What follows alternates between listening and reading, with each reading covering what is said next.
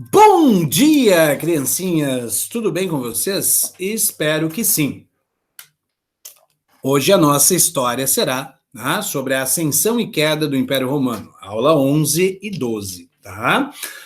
Só para a gente relembrar da última aula, nós vimos uma série de conflitos civis em Roma por conta, das ditaduras, dos triunviratos, até que chegamos, a Otávio, que irá derrotar Marco Antônio na Batalha de Áxio, e ao voltar para Roma, ele vai ser agraciado com uma série de títulos, primeiro o de príncipes senatus, que dava a ele o título de primeiro cidadão de Roma, por isso o termo principado se aplica aí.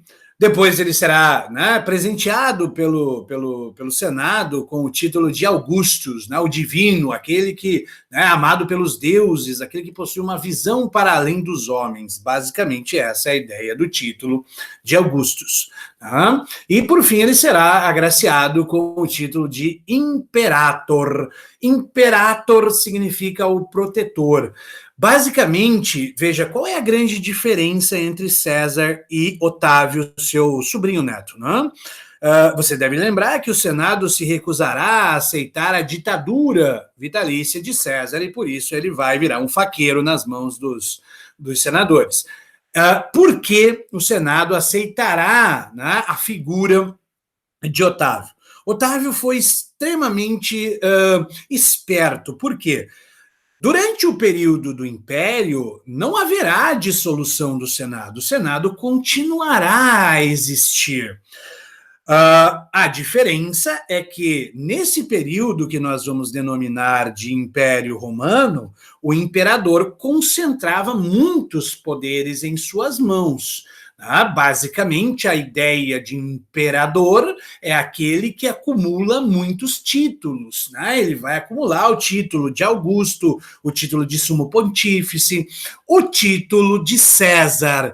Preste atenção nesse ponto. César não foi imperador, mas todos os imperadores foram Césares. Otávio criará esse título que dá a ele a extensão de comandar o exército romano. Veja agora, o exército passará a ser do império, do imperador. Lembrando que o Senado continua lá aberto, mas agora ele está subordinado ao imperador. Então te dá uma ideia de continuidade da república. O imperador seria aquele que irá proteger e tomar conta da república. Basicamente, essa é a ideia que nós temos de um imperador em Roma.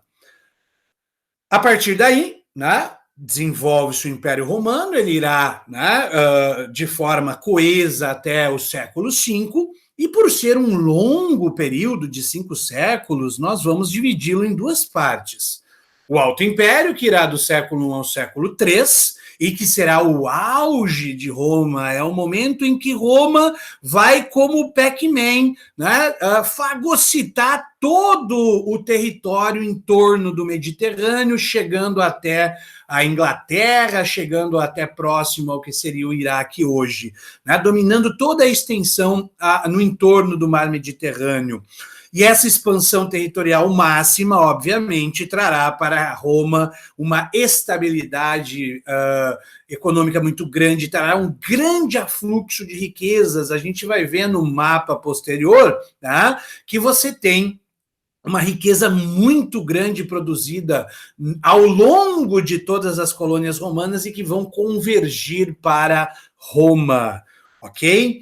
Veja, são mais de 110 imperadores ao longo de sua história. Não teríamos a menor possibilidade nessas aulas de relatar a todos. Então, nós vamos pegar os principais imperadores aí, que marcaram tanto o alto quanto depois o baixo Império Romano, ok? Agora a gente vai falar de Otávio, que foi o que estruturou esse sistema. Otávio Augusto, ele vai adotar esse nome, lembre-se, Augustus era um título que ele tinha. Tá? Otávio Augusto será responsável por uma série de modificações, uma série de reformas. Né? Ele vai, além de promover uma moralização dos costumes em Roma, ele vai promover uma centralização política, várias reformas aí, né, políticas e administrativas, além de embelezar Roma. Com aquelas riquezas que entrarão em Roma, nós veremos o século I como o século de ouro de Roma, né, com muitos prédios, com muitos, né, templos. Ele vai incumbir um senador chamado Mecenas de tornar Roma, né, uma pérola de beleza. Roma passará a ser chamada de Caput Mundo, a cidade eterna. Né? E observem a posição do dedo em riste de Otávio. Né? Estou guiando vocês, romanos, para o futuro. Né? Lembre-se que Augustus, o agraciado pelos deuses, aquele que tinha uma visão além dos homens. Tá? Ele também vai manter a sociedade romana, né, hierarquizada pela renda, né, coisa que vinha desde a época lá da República. Lembre-se, né, os que tinham mais terras eram os mais poderosos, né, ou seja, os patrícios, depois os homens novos e assim por diante. Né? Na verdade, as duas classes poderosas aí, a de patrícios e a dos homens novos. Né? Abaixo, os clientes, os proletários e, obviamente, os escravos, que eram tratados como não gente. Só para frisar mais uma vez, para não esquecermos, o Senado ele continuará a existir durante o período do Império, embora com poderes muito reduzidos. E com Otávio nós vemos surgir uma prática. Alguns historiadores vão defender que essa prática ela era pré-existente, ela já existia em Roma antes de Otávio, mas ele irá institucionalizar essa prática chamada pão e circo. Né? Por quê? Roma está tremendamente rica, Roma enriqueceu conquistando muitas terras. Então você tinha uma produção de alimentos muito grande. Né?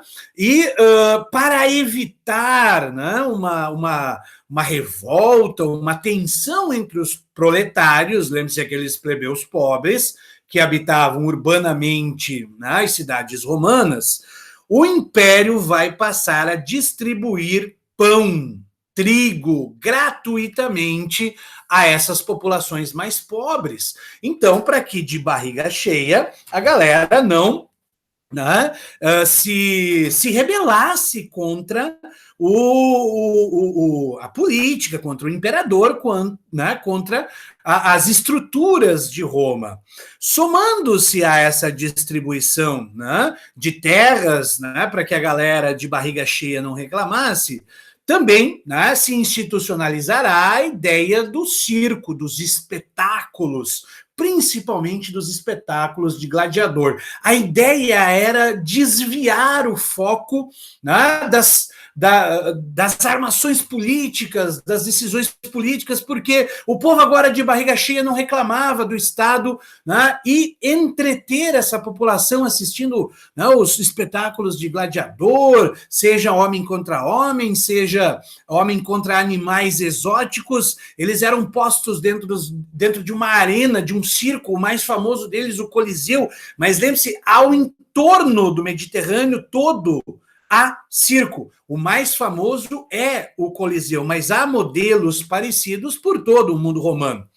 Por quê? Roma, lembre-se, nós já falamos, é amor ao contrário. Roma era movida pela guerra e pela escravidão. Né? Então, as guerras eram sazonais. Na sazonalidade das guerras, esses caras promoviam espetáculos que encenavam batalhas, que encenavam guerras. A gente vai ver no Coliseu até mesmo a encenação, por exemplo, da batalha, de uma das batalhas das guerras púnicas. Né? Os caras encenavam essas batalhas. Né? E é claro, é um espetáculo grotesco, porque muitos morriam. Né? Não era sempre que havia, né, a morte, mas normalmente havia morte, até a questão do polegar para cima ou para baixo, o polegar para baixo indicava que a plateia desejava a execução, né, do perdedor em um espetáculo de circo. Então, essa questão aí, né, desses jogos de guerra vão desviar o foco aí, né, das questões políticas em Roma. Então, o pão e circo, ele irá se institucionalizar e vai funcionar muito bem durante o Alto Império por conta da riqueza que se prolifera no Império Romano. Né? E nós também temos a Pax Romana. A Pax Romana nada mais é do que a estabilidade política, seja interna ou externa, também, né, propiciada pelo pão e circo, mas basicamente agora, de Augusto em diante, nós não teremos, né, no Alto Império, guerras civis. Né? A gente vai ver a institucionalização das guerras civis na aula 12, lá é um dos fatores que vai levar à queda de Roma. Mas durante o Alto Império há um período de paz em Roma, né, sem atritos entre os generais. Obviamente isso vai mudar posteriormente. Mas é um termo muito importante. Sugiro que você use aquela sua canetinha purpurinada com urânio para destacar estas práticas e este conceito chamado Pax Romana, a paz romana. Né? Depois da morte de Otávio, que não tinha filho homem, né, um descendente direto, ele irá, quem irá ficar com o seu poder, por assim dizer, né, em Roma, será seu genro, né, o Tibério. Cuidado, não é o Tibério Graco. E lembre-se, aqui não é a idade, e sim o período de governo, né, dos imperadores, tal como nós vimos lá, Otávio de 31 a.C. a 14 depois de Cristo. Né? Embora ele não assuma o título de protetor da República, ele assume o título de Augustus, aquele que irá conduzir Roma. Tá? E ele fará uma reforma eleitoral na qual ele vai abolir as assembleias patrícias e as assembleias de plebeus, né? Aqueles caras lá que a gente viu na estrutura de poder da República, isso não existe mais. Né? E também importante salientar que na época de Tibério, Jesus Cristo fora crucificado lá na Judéia. E é um personagem ímpar na história de Roma, porque o cristianismo irá crescer no Império Romano, mas isso é um tema para a nossa próxima aula. Tibério teria sido assassinado pelo seu neto, tá? Calígula, que era filho de Germânico, né? Um herói romano lá. Calígula, inclusive, significa sandália, aquele calçado usado pelos soldados romanos. Calígula significa botinha, né? A tradução disso. E Calígula foi imperador, né? Descendência direta aí de Tibério, era seu neto, por apenas 4 anos. Por quê? Tibério, né, contam os historiadores aí que é quase que unanimidade que ele tinha problemas mentais, né? Há alguns historiadores que se valem da psicanálise para estudar alguns personagens que vão defender que ele era um cara narcisista. E o narcisismo é uma forma de psicopatia, uma forma de sociopatia. Ele era um cosplay do Coringa lá, um cara malvadão. Né? Ele chegou a nomear o seu próprio cavalo, Incitatus, que é um personagem ímpar aí no reinado do Calígula. Ele foi nomeado cônsul de Roma, né? Claro, ele perseguiu muito os senadores romanos, né? Nesse contexto aí, ele escandalizou a sociedade romana ao manter um relacionamento incestuoso com a própria irmã Drusila. Os romanos, né, eles não eram favoráveis a esse tipo de prática. Né? Pior, ele institucionalizou a prostituição para as mulheres dos senadores e vai cobrar impostos sobre isso, o que causou, claro, uma aversão muito grande desse camarada pela classe patrícia. E a coisa ficou ainda mais insustentável quando ele começa indiscriminadamente a assassinar ou mandar assassinar todo e qualquer opositor político. Chegou a tal ponto, né, o governo do Calígula, que a sua própria guarda pessoal, a guarda pretoriana, irá, né, assassiná-lo. né? Não foi unanimidade, a gente vai ver outros imperadores sendo assassinados, mas ele foi o primeiro assassinado pelos caras que deveriam protegê-los. A partir daí, a guarda pretoriana ela terá um fator político muito grande, ela vai, né, ter uma importância política muito grande. Os caras vão matar Calígula, né, e vão matar quase que toda a família de Calígula para não deixar sucessores. Aí reza a lenda que a guarda pretoriana encontra atrás de uma cortina no palácio, né, o tio de Calígula, Cláudio, chorando copiosamente num canto. E foi aí que os caras pensaram, bem, nós podemos controlar esse camarada, né? Já que ele tá aí, todo temeroso de morrer, ele deve ser um cara fraco, né? Um cara que será facilmente manipulado.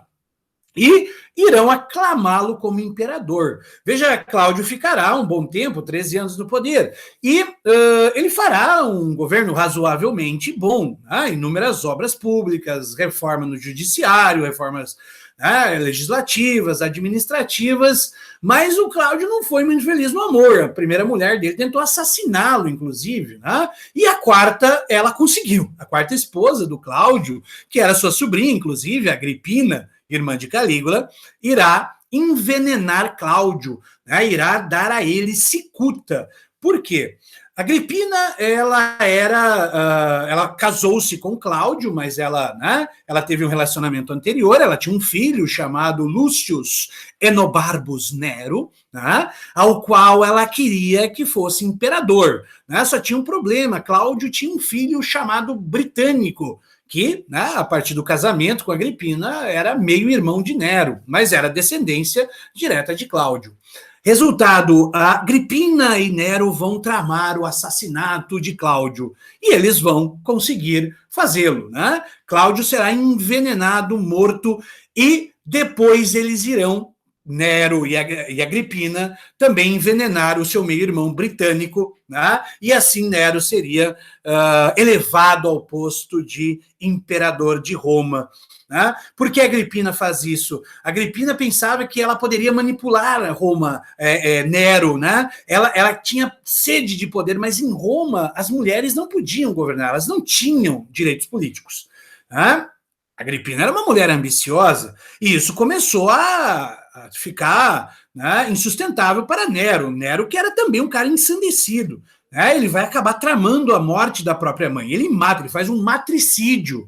Tá? Da mesma forma que, lembre-se, ele matou o próprio irmão lá, o britânico, né, o meio-irmão, e ele também matou as suas duas primeiras esposas, sendo que a primeira estava grávida, e ele matará a chutes. Ele era um cara do mal, velho. Né?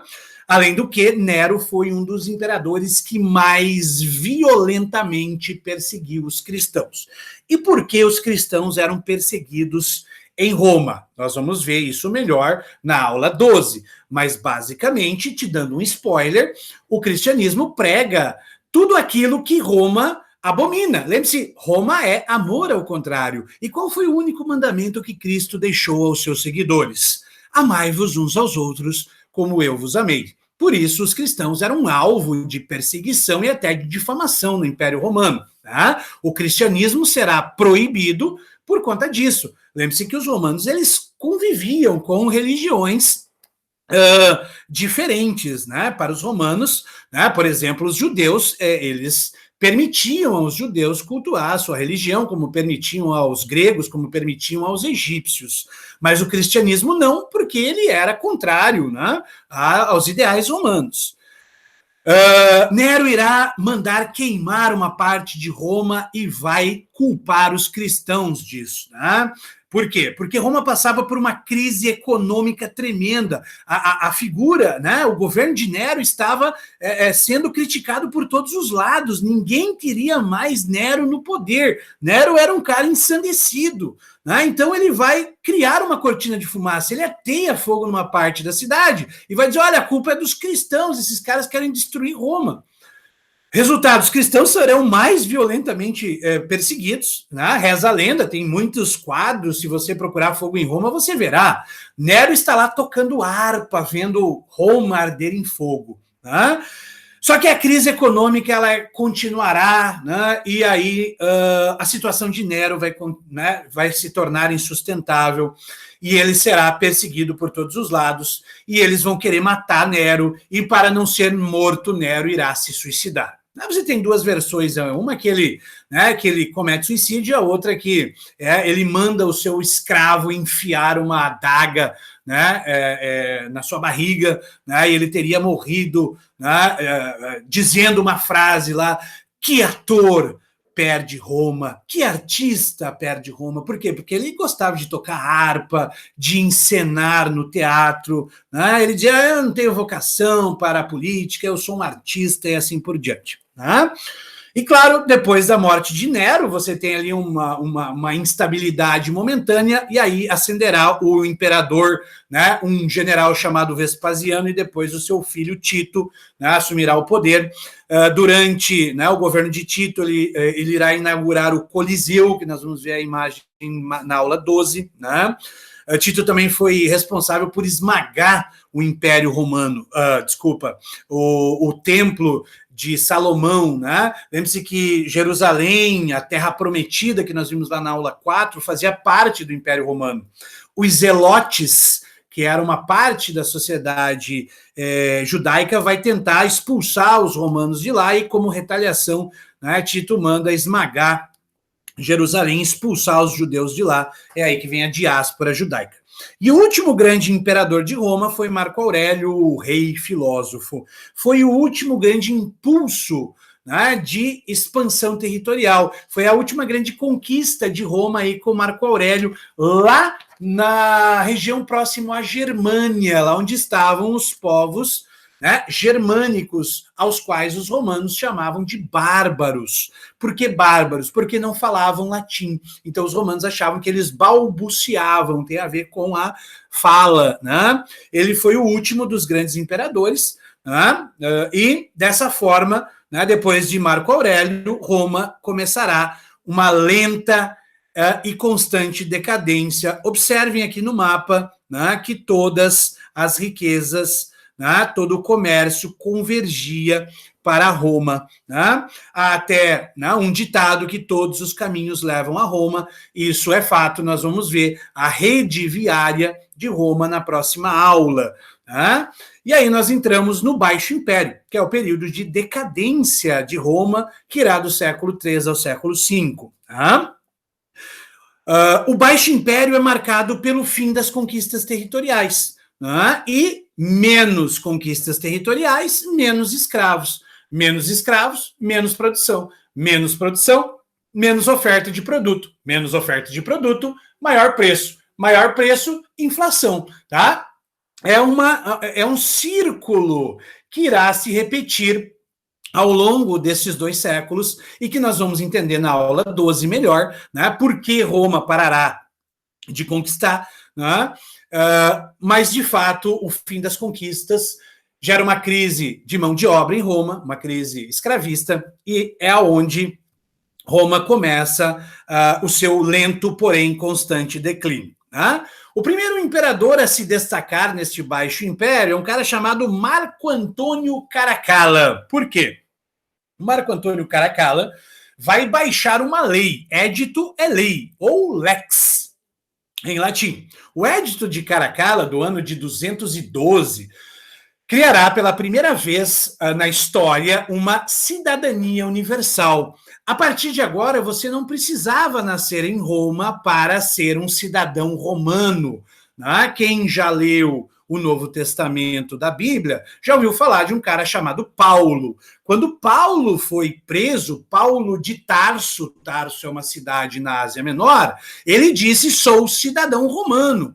Ué, mas ele não nasceu em Roma. Exatamente. Por quê? Qualquer um que tivesse posses, né, qualquer cidade estratégica para Roma, eles passam a conceder cidadania, tá? Indiscriminadamente. Todos os homens livres terão direitos políticos no mundo romano. Tá? Entretanto, as decisões políticas ainda eram tomadas em Roma. Aqui surge, né, um ditado que é interpretado erroneamente por muitas pessoas, né? Quem tem boca vai a Roma, é só perguntar que você chega. Não, quem tem boca vai a Roma, porque todas as decisões políticas eram tomadas lá, então era uma forma de protestar, vaiar Roma, né? Então, independente de onde você nascia, você poderia adquirir a cidadania, né? Isso acontecia antes, mas em bem menor escala, e agora irá se institucionalizar.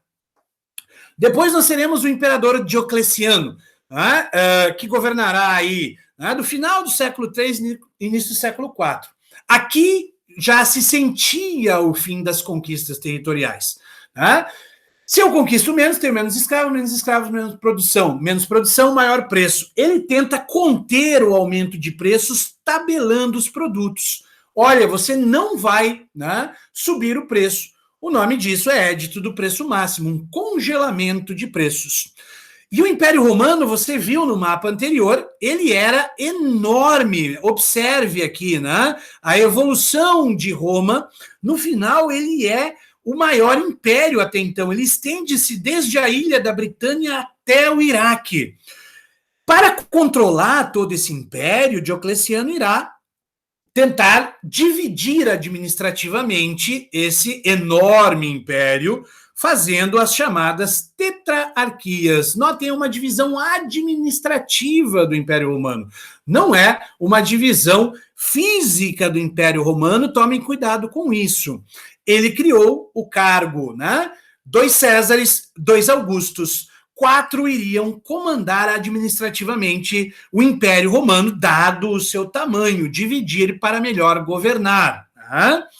E ele também será o último imperador a perseguir violentamente os cristãos. Lembrem-se que os cristãos eram perseguidos porque, né, se colocavam diametralmente contra os principais preceitos de Roma, que era a guerra e a escravidão. Tá?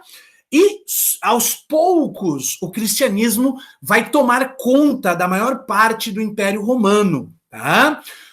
O cristianismo vai chegar às classes mais altas, inclusive, né? Porque, no princípio, o cristianismo ele vai atingir as classes menos favorecidas, os escravos, os proletários, os clientes, as mulheres. Por quê?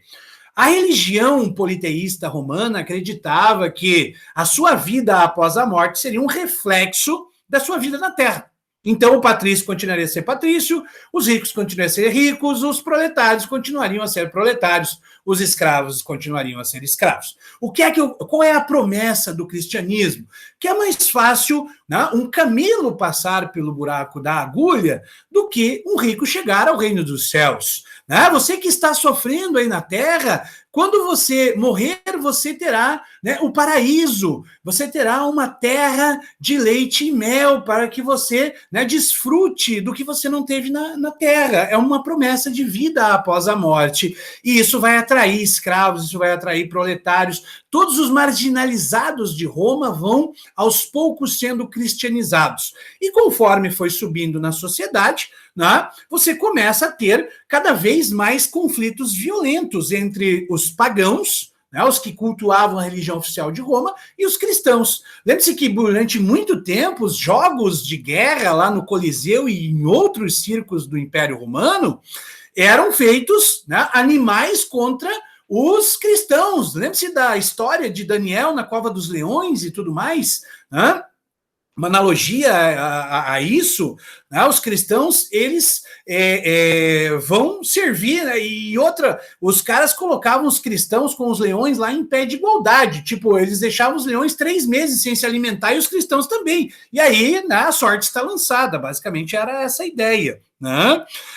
Mas com o crescimento do cristianismo, começa uma guerra civil em Roma. O negócio vai desandar. É por isso que o imperador, o nosso próximo imperador, o Constantino II, quando ele assume o poder, ele vai baixar uma lei chamada o Édito de Milão. Por que os cristãos eram perseguidos?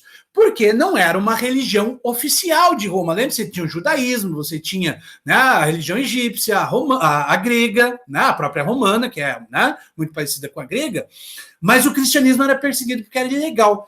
o que é que o Constantino faz? Ele vai legalizar o cristianismo para tentar, né, conter esses choques sociais. Então, no ano de 313, ele vai baixar a Lei de Milão, o Édito de Milão, aonde ele, né, deu liberdade de culto aos cristãos. Ou seja, ele tornará oficial, né, o cristianismo como uma das religiões oficiais de Roma. Inclusive, né, o Constantino, quando estava com um pé e meio na cova, vai se converter ao cristianismo. Né? Ele também acabou com as tetrarquias, ele vai concentrar na sua própria pessoa todos os poderes de Roma. E ele vai também, né, criar uma segunda capital, né, que é Constantinopla, né, antiga Bizâncio, né, ele muda o nome, ele vai tornar a cidade de Constantino, porque ele era imperador e podia, e aí ele cria ela como uma segunda capital. Agora, aquela sua canetinha purpurinada com urânio nisso daqui é bem importante. A lei do colonato. Agora você só vai aceitar. Na próxima aula nós vamos estudá-la, a gente vai entender o que é a lei do colonato. A lei do colonato, ela foi uma tentativa de resolver o problema da mão de obra, né, da falta de mão de obra escrava em Roma. Né? Ele vai fixar os colonos na terra. Estudaremos isso na aula 12. Né? O último grande imperador romano digno de nota foi Teodósio. Quando Teodósio chega ao poder, praticamente toda a civilização romana já estava cristianizada, né? Roma principalmente. O Teodósio, ele percebe que se ele assumir os títulos todos, e principalmente o título de Augustus, o divino, ele teria problema com a massa de cristãos que se negava a cultuar o imperador como um deus. Né? Lembre-se, Augustus, o divino.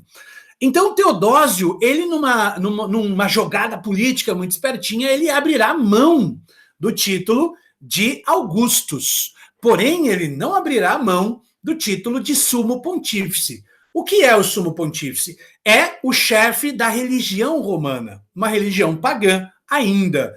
Teodósio era o chefe da religião estatal de Roma. Só que Teodósio irá abolir essa religião.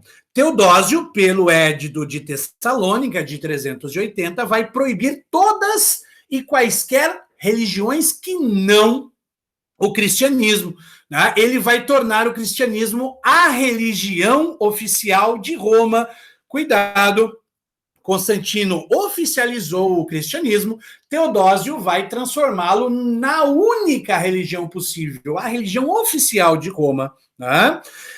Inclusive, foi Teodósio que proibiu a execução, né, das Olimpíadas. As Olimpíadas foram abolidas em 380, porque todo o Império Romano agora terá que seguir o cristianismo, e é até por isso que os judeus passam a ser violentamente perseguidos pelos cristãos, né, porque eles não vão aceitar o cristianismo. Lembre-se, para os judeus, Cristo não é o Messias. Os judeus, ainda hoje, 2020, né, eles esperam o seu Messias.